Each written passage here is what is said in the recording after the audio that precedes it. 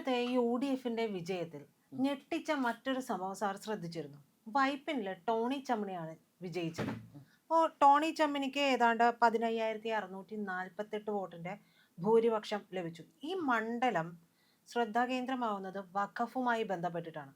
മുനമ്പം. അപ്പോൾ എത്രത്തോളം കാര്യങ്ങൾ BJP അവിടെ ചെയ്തു, അവർക്ക് വേണ്ടി പ്രവർത്തിച്ചു എന്നുള്ളതിനേക്കാളും കിടപ്പാടത്തേക്കാൾ വലുതാണോ മതം എന്ന് തെളിയിച്ചതല്ലേ ഈ വിജയം? പ്രജിത, ഞാൻ ആദ്യമേ ഒരു കാര്യം പറയാം. അവിടേക്ക് ഈ വൈപ്പിനിലേക്കും പിന്നെ പറവൂരിലേക്കും വരുന്നതിന് മുമ്പ് നമ്മളൊരു കാര്യം മനസ്സിലാക്കണം. ഇന്നലെ BJP ജയിച്ചത് 3 മണ്ഡലങ്ങളിലാണ്. നേമം, പിന്നെ കഴക്കൂട്ടം, പിന്നെ ഒന്ന് ചാത്തന്നൂർ. ഈ 3 മണ്ഡലങ്ങളിലും ക്രൈസ്തവരുടെ സാന്നിധ്യം വളരെ നെഗ്ലിജിബിളാണ്. മനസ്സിലായില്ലേ? അവർ BJPക്ക് വോട്ട് ചെയ്തിട്ടില്ല എന്നുള്ളത് ഒരു നഗ്ന യാഥാർത്ഥ്യമായിട്ട് അവശേഷിക്കുന്നു. ക്രൈസ്തവർ എവിടെയൊക്കെ ഉണ്ടോ മറ്റ് മണ്ഡലങ്ങളിൽ അവർ മൊത്തം UDFനാണ് വോട്ട് ചെയ്തിരിക്കുന്നത്. BJPക്ക് വോട്ട് ചെയ്തിട്ടില്ല. സഭാ അധ്യക്ഷന്മാരും ഈ പറഞ്ഞ മതമേലധ്യക്ഷന്മാരും ഈ പറഞ്ഞ എന്താ പറയണ മെത്രാപ്പൊലീത്തയും ബിഷപ്പും കുന്തവും കുടച്ചക്രവും അവർ പറഞ്ഞതനുസരിച്ചിട്ടാണ് അവർ വോട്ട് ചെയ്തിട്ടുള്ളൂ. അവരങ്ങനെ തന്നെ വോട്ട് ചെയ്യുള്ളൂ. ഞാൻ എന്തൊക്കെ പറഞ്ഞാലും ശരി, എനിക്ക് ഈ ഒരു കാര്യത്തിൽ എത്ര കണക്കുകൾ വേണം മുന്നോട്ട് വെച്ചിട്ട് നമുക്ക് പറയാൻ സാധിക്കും. കേരളത്തിലെ ക്രിസ്ത്യാനികൾ BJPക്ക് വോട്ട് ചെയ്യില്ല. നിങ്ങൾ എന്തൊക്കെ പറഞ്ഞാലും ശരി, അവർ നിങ്ങളോട് ചോദിക്കുന്ന ഒരു റോസാപ്പൂവായിരിക്കും, പകരം നിങ്ങൾ കൊടുത്തത് ഒരു റോസാ പൂന്തോട്ടമാണ്. മനസ്സിലായില്ലേ? എന്നാലും അവർ ചെയ്യില്ല. അവർ വോട്ട് ചെയ്യണ UDFനെ വോട്ട് ചെയ്യുള്ളൂ. ക്രിസ്ത്യാനികളും അതെ, മുസ്ലിങ്ങളും അതെ.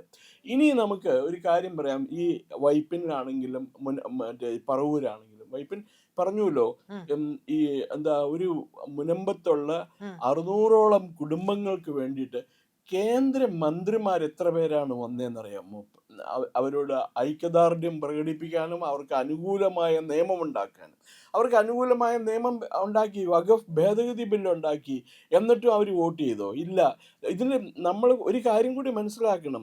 ഈ വഖഫ് ഭൂമി എത്രമാത്രം ഉണ്ടോ ഏതാണ്ട് അത്രയും ഭൂമി തന്നെ ക്രൈസ്തവ സഭകളുടെ ഉടമസ്ഥതയിലുണ്ട്. ഇന്ത്യയിൽ ഏറ്റവും കൂടുതൽ ഭൂമിയുള്ളത് പ്രതിരോധ വകുപ്പിൻ്റെയും പിന്നെ ഇന്ത്യൻ റെയിൽവേ വകുപ്പിൻ്റെയും കീഴിലാണ്, മന്ത്രാലയത്തിൻ്റെയും ഉടമസ്ഥതയിലാണ്. മൂന്നാമത്തെ ഏറ്റവും വലിയ ഉടമസ്ഥൻ എന്ന് പറയുന്നത് സ്വകാര്യ വ്യക്തിയാണ്, അത് വഖഫ് ബോർഡാണ്. നാലാമതെന്ന് പറഞ്ഞാൽ ക്രൈസ്തവ സഭയാണ്. ക്രൈസ്തവ സഭയ്ക്ക് കേരളത്തിലെ തന്നെ നല്ലൊരു ശതമാനം ഭൂമി അവർ കള്ളത്തരം കാണിച്ചിട്ടാണ് പിടിച്ചു പറ്റിയേക്കണത്.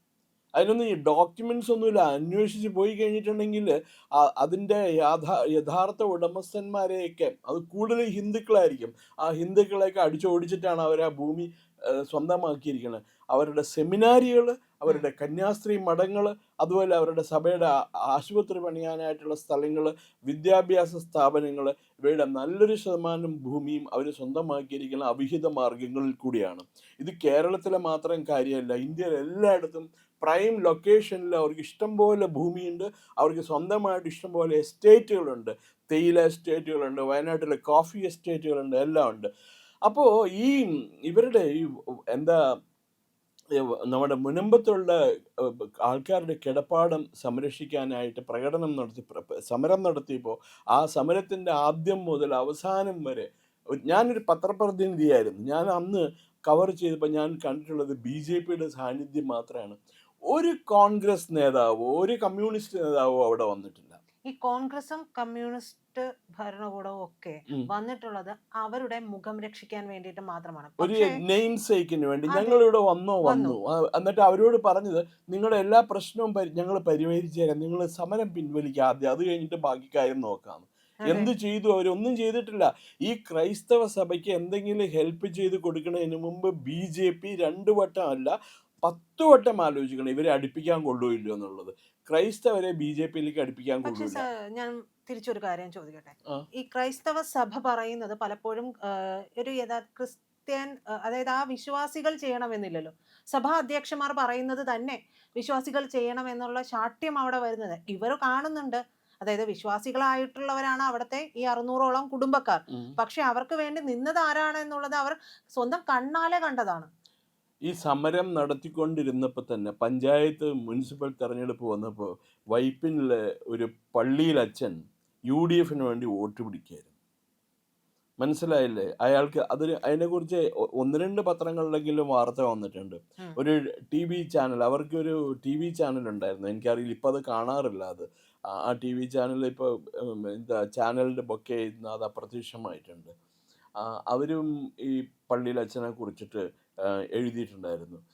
സഭയ്ക്ക് ഭയങ്കര സ്വാധീനമുണ്ട്, സഭ പറയണം പോലെ മാത്രമേ കുഞ്ഞാടുകൾ കേൾക്കുള്ളൂ, അതിനകത്ത് യാതൊരു സംശയമില്ല. അങ്ങനെ അഥവാ ആരെങ്കിലും സഭ പറയുന്നതിന് വിരുദ്ധമായിട്ട് നിന്നാൽ അത് അവർക്കറിയാം അതിൻ്റെ പ്രത്യാഘാതങ്ങൾ എന്തെല്ലാമാണെന്ന്. കാരണം അവരുടെ വീട്ടിലെ വ്യക്തി ഒരു മരണം ഉണ്ടെങ്കിൽ കുഴിച്ചിടാൻ സമ്മതിക്കില്ല. ആ പള്ളി സെമിത്തേരിയിൽ തെമ്മാടിക്കുഴി കൊണ്ട് അടക്കേണ്ടി വരും. അത്രമാത്രം ദുഷ്ടന്മാരാണ് ഈ പള്ളിയിലെ അച്ഛന്മാർ. അവർ എന്താ സുഖമാന്മാരായിട്ട് ജീവിക്കണം. പണ്ടത്തെ 18-ാം നൂറ്റാണ്ടിലും 17-ാം നൂറ്റാണ്ടിലും എങ്ങനെയാണോ ക്രൈസ്തവ സഭ വർക്ക് ചെയ്തിരുന്നത് അതേപോലെയാണ് അവർ വർക്ക് ചെയ്യുന്നത്. അവർക്കിപ്പോൾ ഈ പക്ഷെ എന്ത് പറയാം, അവരെല്ലാം നമുക്കുള്ളത് മുഴുവൻ വളരെ dedicated, devoted and God fearing Christians ആയിപ്പോയി. അവരായിക്കോട്ടെ, പക്ഷെ അവരെ സംബന്ധിച്ചിടത്തോളം ദൈവത്തിൻ്റെ പ്രതിപുരുഷന്മാരായിട്ടാണ് അവർ ഈ വികാരികളെയും മെത്രാന്മാരെയും മറ്റേ അലവലാദികളെയൊക്കെ കാണുന്ന സഭയിലുള്ള. അതുകൊണ്ട് BJPക്ക് ഒരു ഇൻട്രോഡ്സും അതിനകത്ത് ആ സഭയ്ക്കകത്തേക്കോ ക്രൈസ്തവ സമുദായത്തിലേക്കോ നടത്താൻ പറ്റില്ല. അത് എന്ന് BJP നേതൃത്വം മനസ്സിലാക്കുന്നോ അന്നേ BJP രക്ഷപ്പെടുകയുള്ളൂ. ഇപ്പം ഞാൻ പക്ഷെ ഞാനൊരു സംശയം ചോദിച്ചോട്ടെ. ഇത്തരത്തിലുള്ള പ്രശ്നങ്ങൾ ഉണ്ടായതും ചെയ്തതും ഒക്കെ മുസ്ലിം മതവിശ്വാസികൾക്കായിരുന്നുവെങ്കിൽ അവരൊരു പക്ഷേ വോട്ട് ചെയ്യുമായിരുന്നു. അവരും വോട്ട് ചെയ്യില്ല. കാരണം അവരൊരു ഇന്റർനാഷണൽ ബ്രദർഹുഡിന്റെ ഭാഗമാണ് ഈ മുസ്ലിം എന്ന് പറയുന്നത്. ഉമ്മ എന്ന് പറഞ്ഞ UMMAH ഉമ്മ എന്ന് പറഞ്ഞ അന്താരാഷ്ട്ര മുസ്ലിം ഫെഡറേഷൻ, അവരുടെ ലോകം തന്നെ ഈ ലോകം ഒരു കാലിഫേറ്റ് ആയിട്ട് പ്രഖ്യാപിക്കാൻ വേണ്ടി തയ്യാറെടുത്തുകൊണ്ടിരിക്കുകയാണ്. അപ്പോൾ അവരെ സംബന്ധിച്ചിടത്തോളം ഹിന്ദുക്കളെ ഉന്മൂലനം ചെയ്യുന്നതിലൊരു പ്രധാന തടസ്സം സംഘവും പിന്നെ അതുപോലെ BJP പോലുള്ള രാഷ്ട്രീയ പാർട്ടിയാണ്. അത് ഇല്ലാതാക്കുക എന്നുള്ളത് അവരുടെ ലക്ഷ്യമാണ്. കേരളത്തിലെ മുസ്ലിംസ് എന്ന് പറയുന്നത് വളരെ ഫെനാറ്റിക്സ് ആണ്. വോട്ട് ചെയ്തതിൻ്റെ അന്നത്തെ ദൃശ്യങ്ങൾ മാത്രം കണ്ടാൽ മതിയല്ലോ നമുക്ക് മനസ്സിലാക്കാനായിട്ട്. അവർ മഹല്ലിലോ അല്ലെങ്കിൽ പള്ളിയിലെ മറ്റേ എന്താ പറയണ മൗലവിയോ മറ്റേ മുക്രി പറയണ അനുസരിച്ചിട്ടേ അവർ വോട്ട് ചെയ്യുള്ളൂ. അവർ അങ്ങനെ വോട്ട് ചെയ്യില്ല എന്ന് പറയുന്നത് അത് അങ്ങനെയല്ല. മുസ്ലിങ്ങളൊക്കെ വളരെ പുരോഗമനം നേടിയവരാണ്. മുസ്ലിം സമുദായത്തിലെ നല്ലൊരു ശതമാനവും BJPക്ക് വോട്ട് ചെയ്യും എന്ന് പറയുന്നവർ, അവകാശപ്പെടുന്നവർ വിവരക്കേടിൻ്റെ ഏറ്റവും നല്ല ഉത്തമ ദൃഷ്ടാന്തമാണ്. അവർക്ക് ഈ സമുദായത്തെ പറ്റി ഒരു വക അറിയില്ല എന്നർത്ഥം. ഇപ്പം നമ്മൾ ഈ ഇറാൻ അമേരിക്ക യുദ്ധത്തിനെ കുറിച്ചിട്ട് ഇസ്രായേലിനെ തെറി പറഞ്ഞുകൊണ്ട് നടക്കുന്നുണ്ട് നമ്മുടെ കമ്മ്യൂണിസ്റ്റുകാർ കുറേ പേരും, പിന്നെ അതുപോലെ തന്നെ ഇസ്ലാമിക് സംഘടനകളും മുക്കാൽ ചാനലും ഒക്കെ. അവർ യാഥാർത്ഥ്യങ്ങൾ മുഴുവൻ ജനങ്ങളിൽ നിന്ന് മറച്ചു വയ്ക്കുകയാണ് ചെയ്യുന്നത്. അവർക്ക് ഒരു കാലത്ത് ഇസ്രായേലിനെ ഇഷ്ടപ്പെടാൻ പറ്റില്ല. എന്താ കാരണം എന്ന് വെച്ചാൽ അന്താരാഷ്ട്ര മുസ്ലിം സമുദായം മൊത്തം ഇസ്രായേലിനെതിരാണ്. അതുകൊണ്ട് അവർ ഇസ്രായേലിനെ ഇഷ്ടപ്പെടില്ല. പിന്നെയാണോ അവർക്ക് ഈ പറഞ്ഞ മുനമ്പത്തെ ശരിക്ക് കേന്ദ്ര ഗവൺമെൻറ് ചെയ്യേണ്ടത് പറഞ്ഞാൽ ക്രൈസ്തവ സഭയുടെ കീഴിലുള്ള, ക്രൈസ്തവ സഭയുടെ ഉടമസ്ഥതയിലുള്ള റിയൽ എസ്റ്റേറ്റിനെ കുറിച്ച് അത്യാവശ്യമായിട്ട് ഒരു അന്വേഷണം നടത്തി ഈ മുസ്ലിം സമുദായത്തിൻ്റെ ഉടമസ്ഥതയിലുള്ള വഖഫ് ബോർഡ് ഭൂമിയെക്കുറിച്ചിട്ടുള്ള അന്വേഷണം നടത്തിയതുപോലെ ക്രൈസ്തവ സഭയുടെ ഉടമസ്ഥതയിലുള്ള ഭൂമിയെക്കുറിച്ച് അന്വേഷണം നടത്തി അതിൻ്റെ ഒതൻറ്റിസിറ്റി, അതിൻ്റെ ലീഗാലിറ്റി, നിയമസാധുത എന്താണെന്ന് ജനങ്ങളെ പറഞ്ഞ് മനസ്സിലാക്കുകയാണ് വേണ്ടത്. ഈ FCRA വന്നപ്പോൾ ക്രൈസ്തവ സഭകൾക്ക് പൊള്ളിയപ്പോൾ മുതൽ നമുക്ക് കൃത്യമായിട്ട് മനസ്സിലാവുന്നുണ്ട് ഇവർ എന്തുകൊണ്ടാണ് ഇതിനെ എതിർക്കുന്നത് എന്നുള്ളത്. അതുമായി ബന്ധപ്പെട്ടുള്ള ചില തെളിവുകളും കാര്യങ്ങളും ഒക്കെ വന്നു. ED അതിന്റെ അന്വേഷണവുമായിട്ട് മുന്നോട്ട് പോവുകയും ഒക്കെ ചെയ്യുന്നുണ്ട്. അവിടെ മുതലാണ് സഭയ്ക്ക് സത്യത്തിൽ ആ വിഷയം വന്നപ്പോൾ, FCRA വന്നപ്പോൾ പോലും മുസ്ലിം മതവിശ്വാസികൾക്കല്ല, ഇസ്ലാമിക സംഘടനകൾക്കല്ല പൊള്ളിയത് മുഴുവൻ ക്രൈസ്തവ സഭകൾക്കായിരുന്നു. അവർക്ക് അവരുടെ ഇന്റൻഷൻസ് മുഴുവൻ ഈവിൾ ഇന്റൻഷൻസ് ആണ് ക്രൈസ്തവ സഭയുടെ. അങ്ങനെ ഇരിക്കെ പോലും തങ്ങളുടെ കൂട്ടത്തിൽപ്പെട്ട 600ഓളം പേരുടെ കിടപ്പാടം നഷ്ടപ്പെടുന്നു, അവിടെ BJP സർക്കാർ കാര്യക്ഷമമായി ഇടപെടുന്നു എന്ന് മനസ്സിലാക്കിയിട്ട് പോലും ഈ ചതി ചെയ്ത ക്രൈസ്തവ വിശ്വാസികളോട് എന്തായിരിക്കും BJPക്ക് പറയാനുണ്ടാവുക? അത് BJPയുടെ നേതൃത്വമാണ് തീരുമാനിക്കേണ്ടത്. അവർക്ക് എന്താ ഇത്രയും മനസ്സിലായിട്ടില്ല എങ്കിൽ ഇനി അവർക്ക് ഇനി ഒരു കാലത്തും മനസ്സിലാവില്ല. ഇതിനു മുമ്പ് 2004 തെരഞ്ഞെടുപ്പിൽ ഞാൻ കണ്ടതാണ്, കേരളത്തിലെ ക്രൈസ്തവർ BJPക്ക് വോട്ട് ചെയ്യും എന്ന വലിയ പ്രചാരണം നടത്തുന്നുണ്ടായിരുന്നു. എന്തായി അവസാനം? ഒരൊറ്റ സീറ്റ് പോലും കിട്ടിയോ അവർക്ക് 2004? അവസാനം ഇപ്പം സുരേഷ് ഗോപി ജയിച്ചു കഴിഞ്ഞപ്പോൾ അവർ പറഞ്ഞു ഞങ്ങളുടെ വോട്ട് കൊണ്ടാണ് സുരേഷ് ഗോപി ജയിച്ചതെന്ന്. ഇപ്പം പത്മജ വേണുഗോപാൽ തോറ്റേന്തി അതേ മണ്ഡലത്തിൽ തന്നെ. പത്മജ എന്താ ആ ക്രിസ്ത്യാനികൾ എന്തുകൊണ്ടാണ് പത്മജയ്ക്ക് വോട്ട് ചെയ്യാൻ? സുരേഷ് ഗോപിക്ക് വോട്ട് ചെയ്തതിനേക്കാളും കൂടുതൽ അവർക്കൊരു വികാരം പത്മജയ്ക്ക് വോട്ട് ചെയ്യാൻ ഉണ്ടാവേണ്ടതാണ്. കാരണം പത്മജ തൃശ്ശൂരിൻ്റെ പുത്രിയാണ്. അവരുടെ കോൺഗ്രസിൻ്റെ നേതാവായിരുന്ന കരുണാകരൻ്റെ തട്ടകമായിരുന്നു തൃശ്ശൂർ കരുണാകരനെ തോൽപ്പിച്ചവരാണ് അവർ. അയാൾ ഹിന്ദു ആണെന്ന് പറഞ്ഞിട്ട്. ലോക്സഭാ മണ്ഡലത്തിലെ ലോക്സഭാ ഇലക്ഷനിൽ മുകുന്ദപുരത്ത് നിന്ന് ഒരു കരുണാകരൻ മത്സരിച്ചപ്പോൾ തോൽപ്പിച്ചതാണ്, തൃശ്ശൂരിൽ നിന്നും തോൽപ്പിച്ചതാണ്. അന്ന് കരുണാകരൻ പറഞ്ഞ മുമ്പിൽ നിന്നും പുറകിൽ നിന്നും വശങ്ങളിൽ നിന്നും സൈഡിൽ നിന്നും മുകളിൽ നിന്നും താഴെ നിന്നും എല്ലായിടത്തും കുത്തിയാണ് എന്നെ തോൽപ്പിച്ചതെന്ന് കരുണാകരൻ പറഞ്ഞതാണ്. ഈ വനിത ഇത്തവണ തീർച്ചയായിട്ടും ജയിക്കേണ്ട ഒരു സ്ഥാനാർത്ഥിയായിരുന്നു. അവസാനം കൊണ്ട് അവർ ക്രിസ്ത്യാനിയെ കൊണ്ടുവന്ന് നിർത്തി, ക്രിസ്ത്യാനിയെ ജയിപ്പിച്ച് നിർത്തി. നമ്മൾ പറയുന്നത് മാത്രം, ഹിന്ദുക്കൾ പറയുന്നത് മാത്രം വർഗീയതയും, അവർ പറയുന്നതൊക്കെ മതേതരത്വം. വോട്ട് നോക്കിക്കഴിഞ്ഞാൽ തന്നെ ടോണി ചമ്മണിക്ക് 15,648 വോട്ടിന്റെ ഭൂരിപക്ഷം. NDAയിൽ അനിത തോമസ് ആയിരുന്നു നിന്നത്. 13,637 വോട്ട് മാത്രമാണ് അവർക്ക് ലഭിച്ചത്. അതേസമയം CPMന്റെ അഡ്വക്കേറ്റ് MP ഷൈനിക്ക് കിട്ടിയത് 50,464 വോട്ടുകളാണ്. ടോണി ചമ്മണിക്ക് 66,112 വോട്ടാണ് കിട്ടിയിട്ടുള്ളത്. അതെ, വലിയ വ്യത്യാസമില്ല. അവിടെയുള്ള ക്രിസ്ത്യാനികൾ സ്പ്ലിറ്റ്. അവിടെ മുസ്ലിങ്ങൾ ഉണ്ടായിരുന്നു എന്നുണ്ടെങ്കിൽ അവരും അവർ മറ്റേ മുസ്ലിങ്ങൾ ഉണ്ടായിരുന്നെങ്കിൽ ചമ്മണിക്ക് വോട്ട് ചെയ്തേനെ. മുസ്ലിങ്ങൾ അധികം ഉണ്ടാവില്ലായിരിക്കും അവിടെ. മുസ്ലിങ്ങൾ എവിടേക്കുണ്ടോ അവർ മുഴുവൻ എൻ മാസ് ആയിട്ട് എന്താ പറയുക UDFനാണ് ഇത്തവണ വോട്ട് ചെയ്തത്.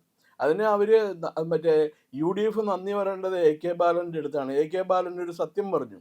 കാര്യം കള്ളത്തരേ ബാലൻ പറയാറുള്ളൂ എങ്കിലും ബാലൻ ഒരു കാര്യം പറഞ്ഞു.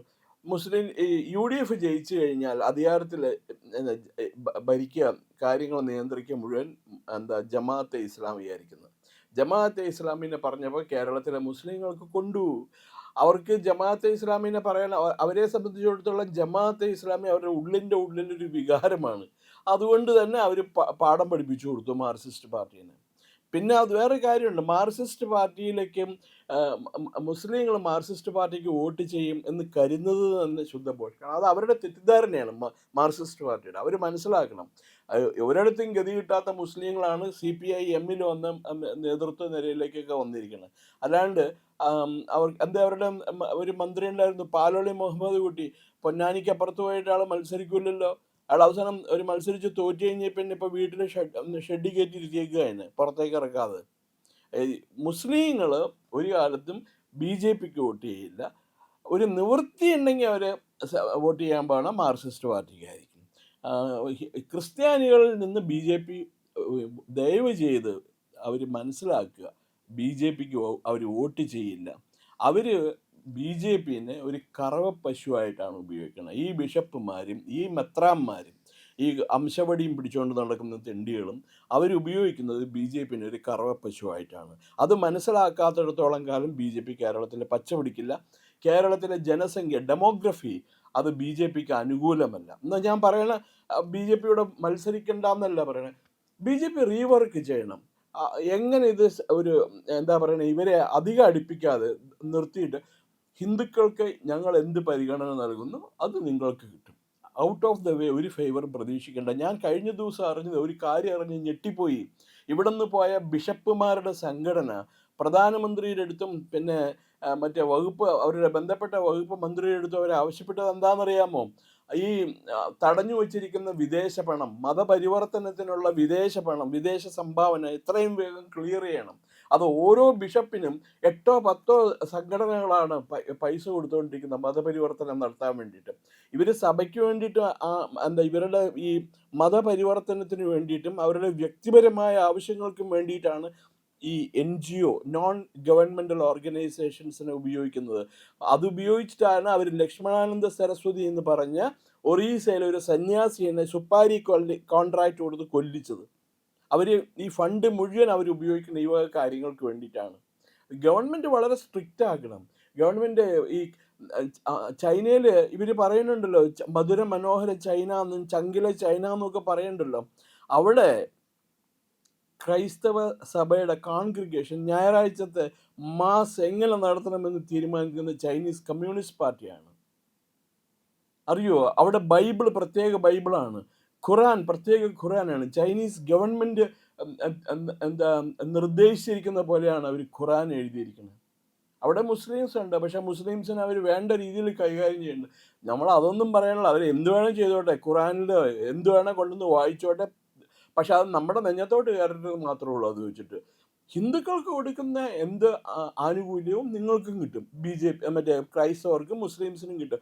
ഔട്ട് ഓഫ് ദ വേ ഒന്നും പ്രതീക്ഷിക്കേണ്ട ആവശ്യമില്ല എന്നുള്ള കാര്യം വ്യക്തമായിട്ട് പറയുക. അങ്ങനെയുള്ളവർ കൂടെ നിന്നാൽ മതി എന്ന് പറയുക. അതല്ലെങ്കിൽ അവർ ചെയ്യേണ്ടത് എന്താണെന്ന് വെച്ചാൽ ഏറ്റവും BJPക്ക് ജയിക്കാൻ സാധ്യതയുള്ള മണ്ഡലങ്ങളിൽ മാത്രം ഫോക്കസ് ചെയ്ത് പ്രചരണം നടത്തുക, മത്സരിക്കുക.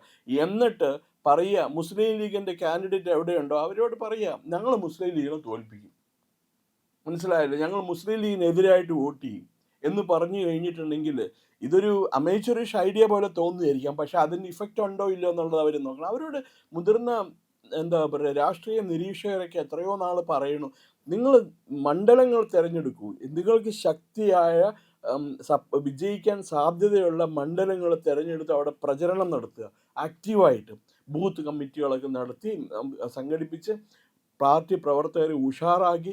തെരഞ്ഞെടുപ്പിൻ്റെ സമയത്തല്ല ഇത്, ഇനിയുള്ള ദിവസങ്ങളിൽ തെരഞ്ഞെടുപ്പ് അങ്ങനെയുള്ള പ്രിപ്പറേഷൻ നടത്തി കഴിഞ്ഞിട്ടുണ്ടെങ്കിൽ നിങ്ങൾക്ക് ഈസിയായിട്ട് ജയിക്കാൻ പറ്റും. 30 സീറ്റ് മതി, കാലക്രമേണ 30 സീറ്റ്. മുസ്ലിം ലീഗും ഈ പറഞ്ഞ പള്ളിയിൽ അച്ഛന്മാരും ബിഷപ്പുമാരും ഒരു പാഠം പഠിക്കും അതിൽ നിന്ന്.